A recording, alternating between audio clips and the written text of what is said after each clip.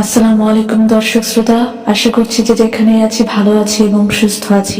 আপনারা শুনছেন 00 FM ভুল ম্যাগাজিন। আমি আজ খুশবু আছি আপনাদের সাথে। রান্নাঘরের সে অদৃশ্য ভাগিদার।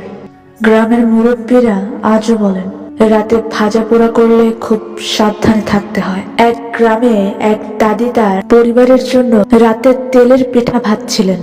চুলায় কড়াই বসানো, পিঠা ভাজার সেই মিষ্টি সুবাস পুরো বাড়িতে ছড়িয়ে পড়েছে। হঠাৎ সে খেয়াল করলো রান্নাঘরের জানালার ওপাশে একটা কালো ছায়া বারবার এদিক ওদিক নড়ছে। সে ভাবলো হয়তো কোনো বিড়াল, কিন্তু একটু পরে সে অদ্ভুত একটা শব্দ শুনতে পেল। কড়াই থেকে পিঠা তুলে সে যখন পাশের চালুনিতে রাখছে, সে পরিষ্কার দেখলো একটা অমানসিক লম্বা আর কুচকুচে কালো হাত জানালা দিয়ে ভেতরে ঢুকে একটা গরম পিঠা তুলে নিল। হাতটা ছিল একদম হাড়ের মতো সরু আর নখগুলো ছিল দীর্ঘ।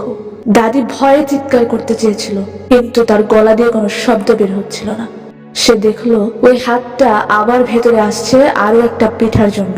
এবার সে চিমটি দিয়ে একটা পিঠা তুলে নিতে নিতে ফিস ফিস করে বলল, তোর পিঠা তো অনেক স্বাদ, আমাকে আরো দে। আওয়াজটা ছিল একদম গুমোট আর ভারী। দাদি তখন হাতের কাছে থাকা আগুনের চেলাকার দিয়ে ওই হাতটার দিকে ছুড়ে মারল।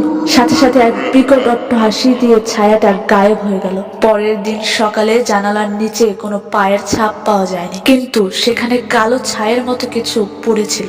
গ্রামের অনেক মুরব্বীরাই এই ধরনের পরিস্থিতির সম্মুখীন হয়েছেন। ছোটবেলায় আমার দাদির মুখে এমন ঘটনা শুনেছিলাম। তার সাথে একটু ভিন্ন কিছু হয়েছিল, আমার ঠিক মনে নেই।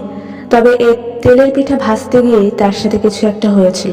আর তখন থেকে আমার দাদি বাড়িতে রাতে কোনো দিন তেলের পিঠা নিজেও ভাজতেন না এবং অন্যকেও ভাজতে দিতেন না। আপনাদের দাদা দাদি কারোর সাথেও কি এমন কিছু ঘটেছিল? কখনো শুনেছিলেন ছোটবেলায়?